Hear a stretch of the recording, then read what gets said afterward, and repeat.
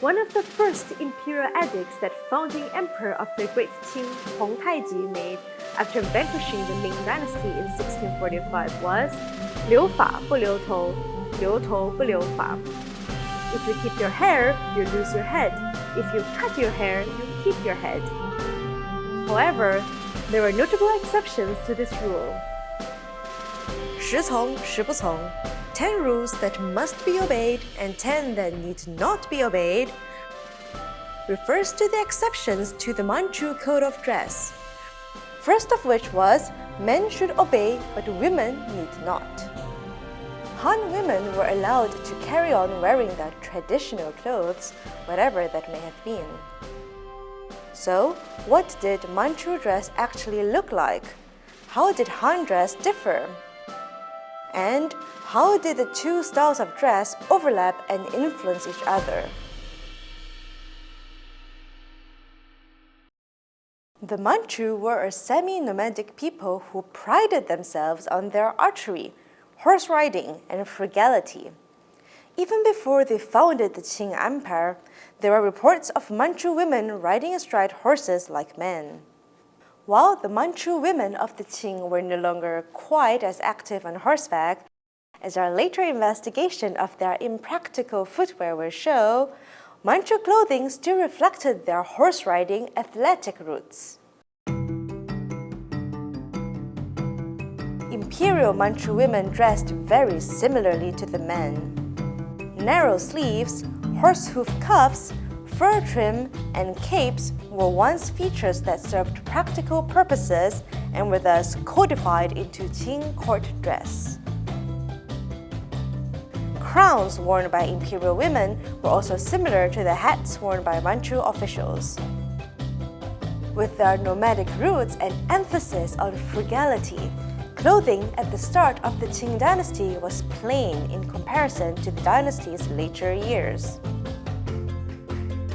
The fact that the economy was ravaged by the conflict that changing rulers inevitably brought along didn't help. Han women retained their Ming Dynasty-style clothing with high collars, minimal decoration, muted colors, and ma-mian skirts. Sleeveless jackets called bijia continued to be worn. Tall, poofy hairstyles requiring hairpieces, such as the mudantou peony chignon, also carried over from the Ming. The ideal Qing woman was educated, wrote poetry, played the lute, but most importantly, she educated her children and managed her household.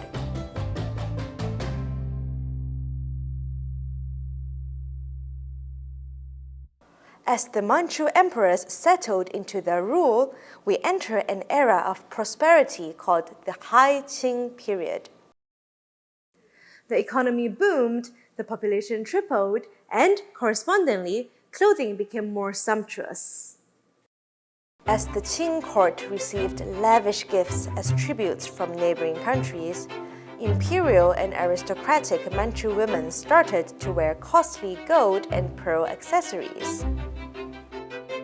They wore gold hairpins in their hair and, as was Manchu custom, they wore 3 earrings on each earlobe.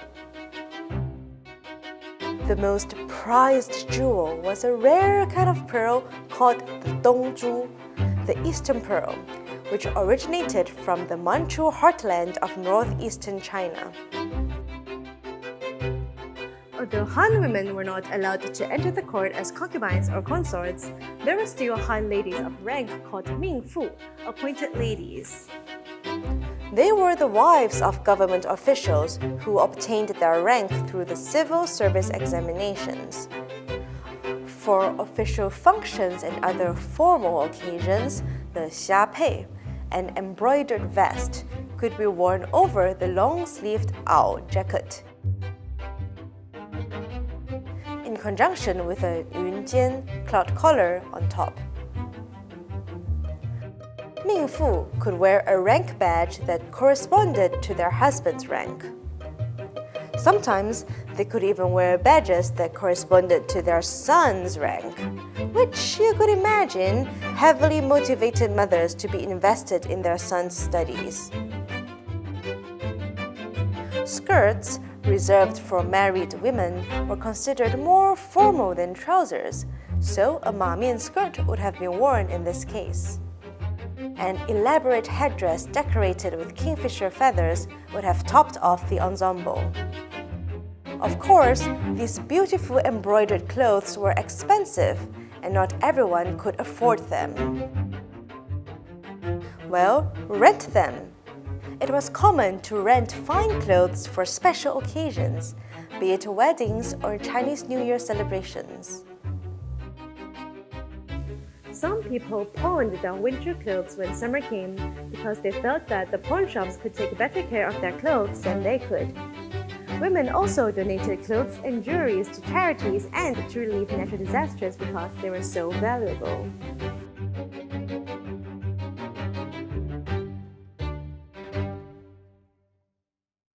Several items of dress are thought to have come about due to the mixing of Han and Manchu style.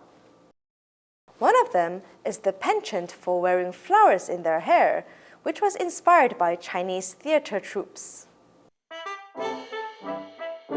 The distinctive Manchu hairstyle, 两把头, meaning 2 handfuls of hair, provided a spacious platform to showcase their hair ornaments.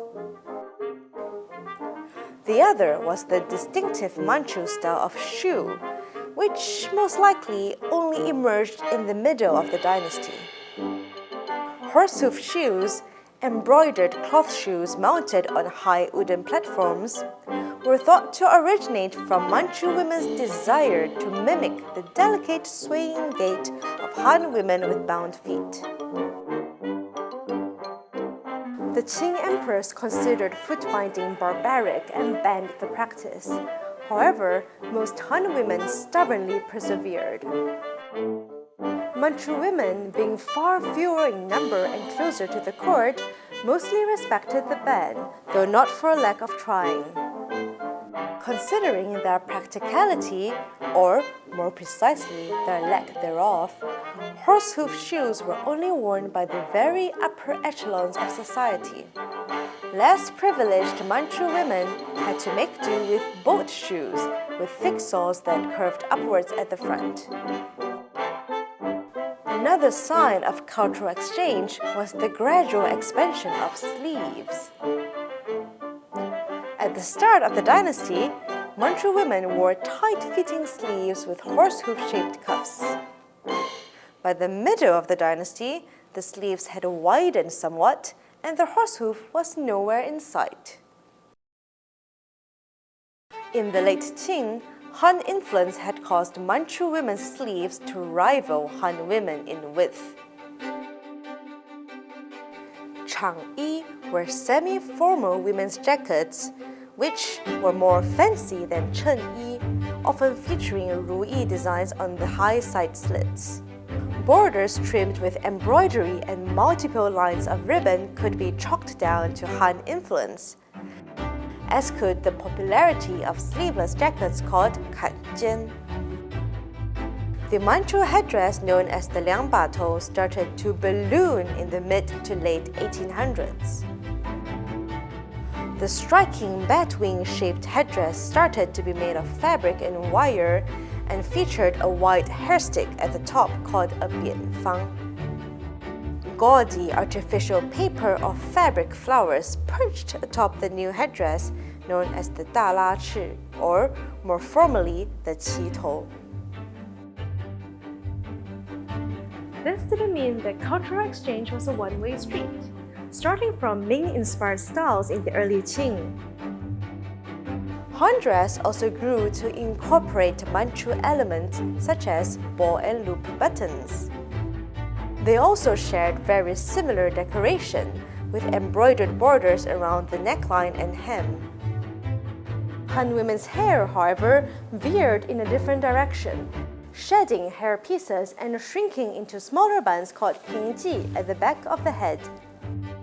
Han women sometimes incorporated fur trim into their jackets. despite first barbaric associations, as the Qing court prized fur. Some key differences still separated Han and Manchu women on site. Most notable is the practice of foot binding, which unfortunately has spread to almost every rung of society by the mid to late Qing. Next is that Han women wore knee-length tops called 大金山 or 袄, paired with ma mian skirts or trousers, compared to Manchu women who wore full-length robes called 长衣 and 衬衣. Lastly, their hairstyles differed dramatically, with Han women wearing compact buns, while elite Manchu women sported tall 大拉翅 headdresses. Embroidery was the most popular form of embellishment on Qing clothing, common across both Han and Manchu dress.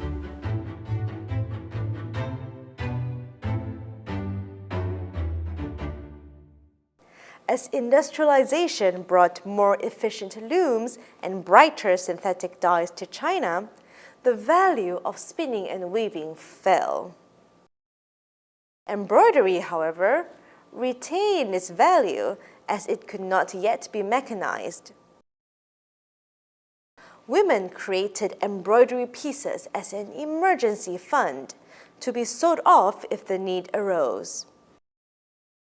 Nevertheless, by the late Qing, most garments and large-scale embroidery had shifted to commercial production, overseen by male workers, and women at home generally made small pieces of needlework, such as shoe uppers and purses. At the turn of the 20th century, as the Qing dynasty drew to a close, Western values and fashion trends seeped into the fabric of Chinese society. Yanghuo, Western products such as leather shoes, watches, and fabrics such as wool, cotton, and lace inundated the market. In response to both figure-hugging Western garments and the desire to self-strengthen, women's garments drew much closer to the body, allowing for easier movement. More women wore trousers, not just laborers or young girls. Embellishment simplified, becoming less colorful and complicated. Eventually, people all over the country shed their old Qing clothes to sever their ties to the overthrown empire. But out of the ashes of the Manchu robe and Han 大金山 rose the qipao, a garment that, to this day, continues to symbolize Chinese femininity.